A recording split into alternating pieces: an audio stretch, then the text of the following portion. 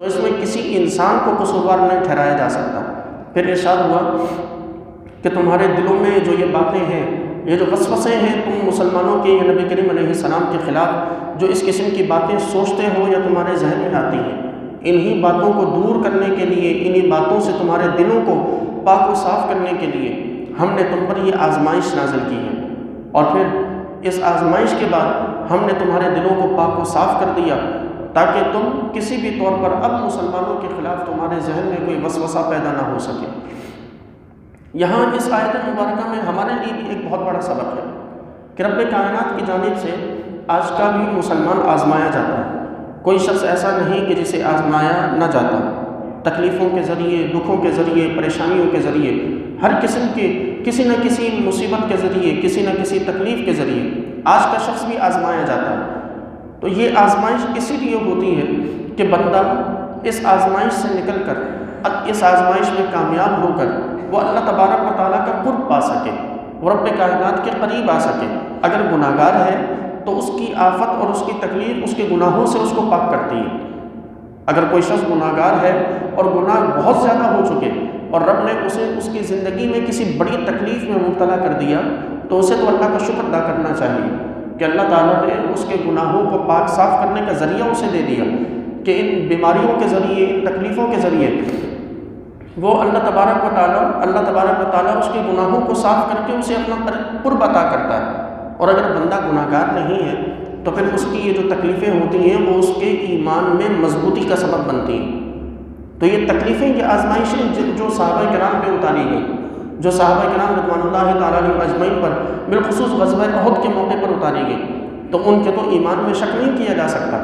لیکن ان پر یہ جو تکالیف تھی وہ اسی وجہ سے تھی کہ رب ان تکلیفوں کے ذریعے، اللہ تبارک و تعالیٰ ان پر صبر کرنے کے ذریعے رب انہیں بہت بڑا مقام اور رتبہ عطا کرنا چاہتا تھا۔ اور اللہ تعالیٰ نے پھر انہیں بہت بڑا مقام دیا بھی صحیح، کہ جیسا کہ ابھی میں نے عرض کیا کہ ان کے مقام و رتبے کے لیے یہی کافی ہے کہ ان کی معافی کی سند اللہ نے قرآن میں ذکر کر دی۔ یہ معافی کی سند ہر کسی کو نہیں عطا کی ہے۔ یہاں اللہ نے 2 مرتبہ، ایک مرتبہ پچھلی آیت میں فرمایا کہ لقد عفا اللہ عنکم،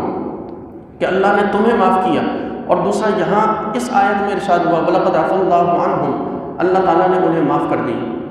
تو یہ بہت بڑی فضیلت تھی کہ جو اللہ تعالیٰ نے انہیں عطا فرمانی تھی، تو اس لیے پہلے پیچھے پورا کا پورا انہیں آزمائشوں سے گزارا گیا۔ جب وہ ان آزمائشوں سے کھرے اترے، پورے اترے، تو اللہ تعالیٰ نے پھر انہیں مقام اور رتبوں سے نوازا۔ تو آج ہم اگر کسی بھی پریشانی میں ہیں، آج ہم اگر مشکل حالات میں ہیں، تو یہ سمجھ لیجئے کہ مشکلوں سے نکل کر ہی قومیں کھڑی ہوا کرتی ہیں۔ یہ ایسا ہرگز نہیں کہ کسی بھی قوم کو بغیر آزمائے ترقی دے دی گئی ہو۔ آپ صحابہ کرام کو تصور کریں کہ صحابہ کرام نے وہ کتنا مشکل وقت دیکھا شیب ابی طالب میں، کہ جب کھانے پینے کو کچھ نہ تھا، جب وہ درختوں کے پتے کھایا کرتے اور چربیوں کو پگھلا پگھلا کر چربی کا پانی پیا کرتے تھے۔ وہ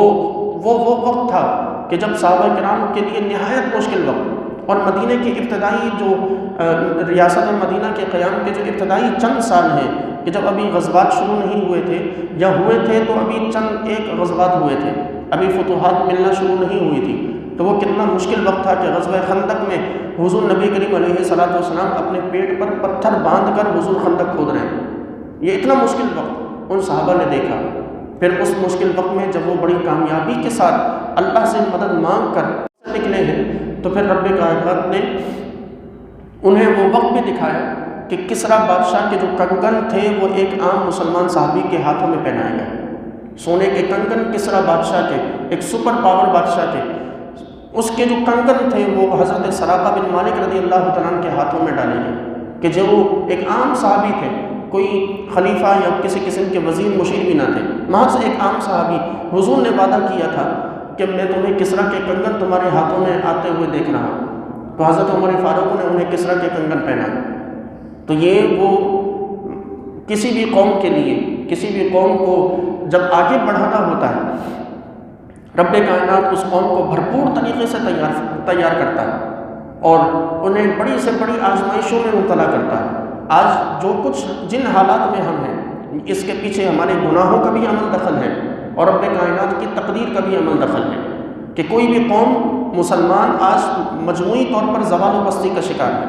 مجموعی طور پر مسلمان آج کسی بھی طور پر اس حیثیت میں نہیں ہے، مسلمان اس مقام و رتبے پہ نہیں ہے کہ وہ طاقت کے زور پر اپنی کوئی بات منوا سکے،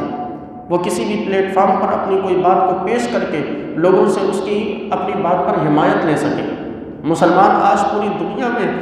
اس حالت میں ہے کہ وہ بھیک مانگے یا کہ لوگوں کے سامنے محتاجی کا اظہار کرتا پھرے۔ یہ ذلت و رسوائی ہمارے اپنے گناہوں کی وجہ سے ہے، اور جب تک ہم اپنے ان گناہوں کی جو ہمارے اوپر ایک طے جمی ہوئی ہے، جب تک اس طے کو پھاڑ کر ہم اوپر نہیں اٹھیں گے، تب تک کسی بھی طور پر ممکن نہیں ہے کہ ہم بہتر ہو سکیں۔ ہم لاکھ مسجدوں میں بیٹھ کے دعائیں کرتے رہے کہ اے اللہ ہم پر رحم فرما دے، یا ہمیں ان مشکل اوقات سے نکال دے، ان مشکل لمحات سے نکال، تو کسی بھی طور پر ممکن نہیں ہے کہ جب تک کہ ہم خود ان اپنے اوپر گناہوں کی جو جمی ہوئی جو طے ہے، اس طے کو جب تک نہ ہٹا دیں، جب تک ہم ان معاملات میں موجودہ حالات میں صبر نہ کریں۔ اور افسوس کا عالم یہ ہے کہ ان موجودہ حالات میں بھی ہم صبر نہیں کر پا رہے۔ ہم پر جتنی مہنگائی کا طوفان لادا جا رہا ہے، ہم جتنے مشکل لمحات میں گرفتار کیے جا رہے ہیں، اتنا ہی ہم میں جرائم کا عنصر بڑھ رہا ہے، اتنا ہی ہم اللہ کی نافرمانی کی طرف جا رہے ہیں۔ جبکہ یہ ایمان اور یہ ہمیں یقین ہونا چاہیے کہ اللہ تبارک و تعالیٰ نے یہ ملک ہمیں عطا کیا تھا، رب کائنات نے اس ملک کو مالا مال فرمایا، اور اس ملک کے خزانوں سے ہمیں فائدہ دینے والے لوگ بھی اللہ ہی عطا کرے گا۔ ان مشکل لمحات سے نکالنے والے لوگ بھی ہمیں خدا نے ہی عطا کرنے ہیں، ہمیں اللہ تبارک و تعالیٰ نے ہی ان مشکل لمحات سے نکالنا ہے۔ تو بجائے اس کے کہ قوم مجموعی طور پہ اللہ کی بارگاہ میں توبہ کرتی، بجائے اس کے کہ قوم مجموعی طور پہ رب کو راضی کرنے کی کوشش کرتی، مجموعی طور پہ یوم استغفار منائے جاتے، اللہ تبارک و تعالیٰ کی بارگاہ میں توبہ کی جاتی، ہم ان چیزوں کے پیچھے چل پڑے کہ کون سی سیاسی جماعت ہمارے لیے فائدہ مند ہو سکتی ہے اور کون سی نقصان دہ۔ ہم ان چیزوں کے پیچھے چل پڑے کہ ہم فلاں کا جھنڈا تھامے ہوئے ہیں تو دوسروں کا جھنڈا پکڑنے والے وہ اس دنیا کے ہے ہی نہیں، یا انسان ہی نہیں، یا مسلمان ہی نہیں۔ یہ چیزیں ہمیں مزید خراب کریں گی۔ ہم کسی بھی طور پر ان چیزوں کا سہارا لے کے بہتری کی جانب نہیں جا سکتے۔ اس غزوہ احد کو اپنے سامنے رکھیں۔ مسلمانوں کا مشکل ترین غزوہ تھا یہ غزوہ، کہ جس میں نبی کریم علیہ الصلوۃ والسلام کے رخسار مبارک تک زخمی کیے گئے، اور کسی بھی غزوے میں حضور کے جسم کے کسی حصے سے خون نہیں بہا۔ یہ واحد غزوہ تھا کہ جس میں حضور اکرم علیہ الصلوۃ والسلام کے لب مبارک سے بھی خون بہا اور حضور کے رخسار مبارک سے بھی خون بہا ہے اس غزوے میں۔ تو اس مشکل ترین لمحے میں بھی مسلمانوں نے مدد کس سے مانگی؟ اللہ سے مانگی، اور اللہ تعالیٰ نے ہی ان کی مدد فرمائی، کہ جیسا کہ گزشتہ درس میں ذکر کیا کہ اللہ نے کفار پر کیسا رعب ان کے دلوں میں پیدا کیا کہ وہ فتح یاب ہوتے ہوئے بھی انہوں نے مدینے پہ حملہ نہیں کیا، وہ وہیں سے واپس پلٹ گئے۔ چاہتے تو مدینے پہ حملہ کر کے پورے مدینے پہ قبضہ کر لیتے، لیکن یہ اللہ کی مدد تھی ان مسلمانوں کے لیے کہ جو اس وقت غزوہ احد میں انہوں نے مانگی۔ تو آج ہمارے لیے یہ لمحہ فکریہ ہے کہ ہم بہت نہایت مشکل حالات میں ہیں، اور یہ حقیقت ہے کہ آج ایک سفید پوش شخص کے لیے زندگی گزارنا اور سہولت کے ساتھ زندگی گزارنا نہایت مشکل ہو گیا۔ مہنگائی اس قدر اور پھر جرائم اس قدر کہ کسی بھی شخص کا یہ یقین نہیں کیا جا سکتا کہ وہ گھر سے رات میں باہر نکلا ہے تو سلامت واپس گھر کو بھی پلٹے گا۔ ان مشکل حالات میں اگر کوئی ذات ہماری مدد کر سکتی ہے تو وہ صرف خالق کائنات کی ذات ہے۔ اگر کسی کو راضی کرنا ہے تو صرف اس کو راضی کریں، اسی سے مدد مانگیں، اسی سے دعا کریں، اور اپنے آپ کے اوپر جو ہم نے گناہوں کی چادر جو لادی ہوئی ہے، ڈالی ہوئی ہے، اس گناہوں کی چادر سے اپنے آپ کو نکالیں، یہ چادر اپنے اوپر سے ہٹائیں، رب کائنات کی بارگاہ میں توبہ کریں۔ یہ چادر اسی وقت ہٹے گی کہ جب اجتماعی طور پر اللہ کی بارگاہ میں توبہ کی جائے، جب اللہ تعالیٰ کو راضی کیا جائے۔ جب تک خدا راضی نہ ہوگا تب تک کیسے ممکن ہے کہ